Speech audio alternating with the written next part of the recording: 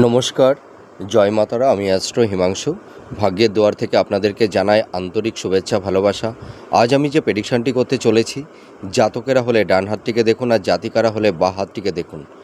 যদি কোনো জাতক জাতিকাদের হাতের শনির ক্ষেত্রে এই ধরনের একটা শনি রেখার সঙ্গে যদি ওপরের দিকে একাধিক শাখা রেখা ঊর্ধ্বগামী হয়ে থাকে, আপনারা স্ক্রিনে যেভাবে দেখতে পাচ্ছেন ঊর্ধ্বগামী হয়ে থাকে, এবং এই শনির ক্ষেত্রে যদি এর পাশাপাশি এই ধরনের একটা ফিশ সাইন অর্থাৎ মৎস্য চিহ্ন যদি থাকে, তাহলে এই সব জাতক জাতিকারা আকস্মিকভাবে কিছু অর্থ প্রাপ্তি এদের হয়ে থাকে।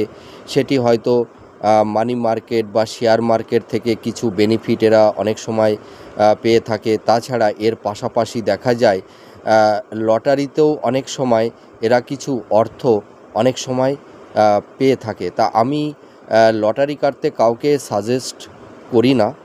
লটারি কাটাটা একদিক দিয়ে খুব একটা ভালো নয়। তো আমি যেহেতু প্রেডিকশান করছি এই রেখার ওপর ভিত্তি করে, সেই কারণে আমি লটারির কথাটি উল্লেখ করলাম। তা আপনারা লটারি কাটতে যাবেন না, ঠিক আছে? কিন্তু এই সব জাতক জাতিকাদের আকস্মিক কিছু অর্থ প্রাপ্তি এটুকু হবে, ঠিক আছে? সেটা শেয়ার মার্কেট থেকেই হোক বা উত্তরাধিকার সূত্র থেকেই হোক, হ্যাঁ। কিন্তু এইগুলো প্রাপ্তি লাভ করতে গেলে কিছু কন্ডিশন থাকতে হবে। এই শনির ক্ষেত্রে এই শনির ক্ষেত্রটি ভালো থাকতে হবে। তার মানে শনির ক্ষেত্রটি যদি খুব নিচু থাকে, মানে খুব ডাবা থাকে বা খুব ফোলা থাকে, তাহলে কিন্তু হবে না, ঠিক আছে? শনির ক্ষেত্রটি পিঙ্ক বর্ণের বা লালচে আভা থাকতে হবে, এবং শনির স্থানটি সামান্য একটু ডাবা থাকলে সেটাই কিন্তু শুভ।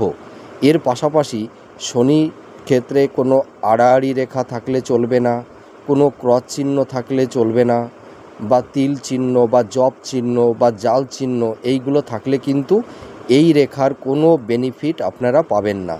তা শনির ক্ষেত্রটি মানে খুব স্বচ্ছ থাকতে হবে, সুন্দর থাকতে হবে।